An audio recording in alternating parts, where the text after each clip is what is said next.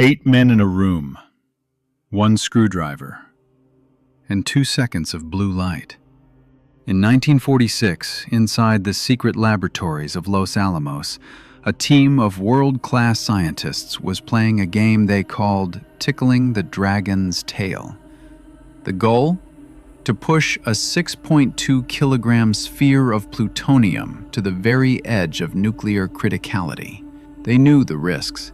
They knew that 1 millimeter was the difference between a successful experiment and a silent explosion of radiation.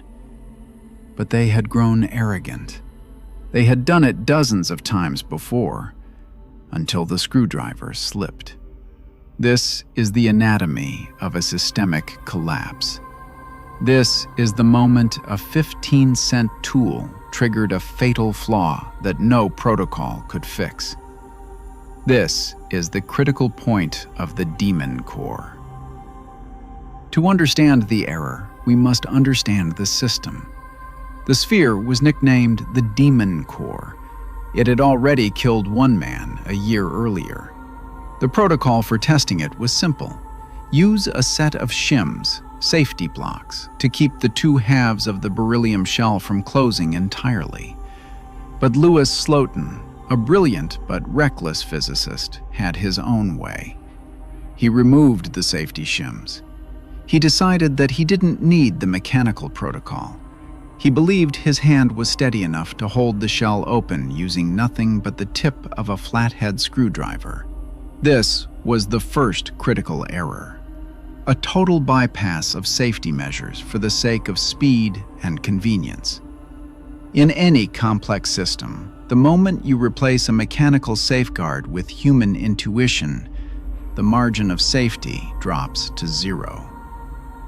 Slotin was leaning over the core, his left thumb in a hole at the top of the shell, his right hand tilting the cover with the screwdriver.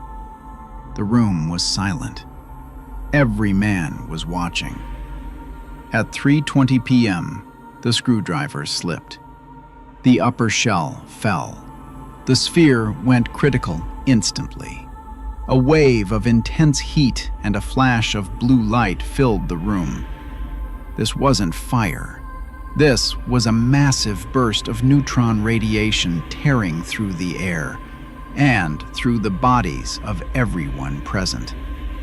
Slotin felt a sour taste in his mouth and a burning sensation in his left hand. He realized the horror of what had happened. With a desperate jerk, he flipped the shell off, stopping the reaction. He had saved the lives of the other 7 men in the room, but for Slotin, it was already over. In those 2 seconds, his body had absorbed more than 1,000 rads of radiation.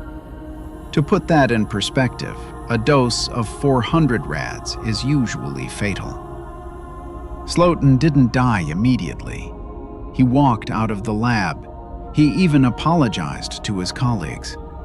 But as he looked at the core, he knew the truth. He told them, "Well, that does it." Why did this happen? The official forensic investigation was brutal. The critical point wasn't just the slip of a screwdriver. It was the normalization of deviance. Slotin had performed this manual technique so many times without an accident that he began to believe the danger didn't apply to him. The system failed because it allowed a single point of failure, a human hand. Modern engineering teaches us the Swiss cheese model.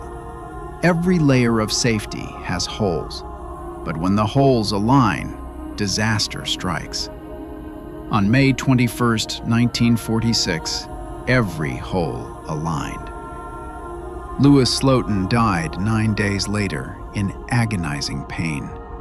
His internal organs were literally dissolving from the inside out.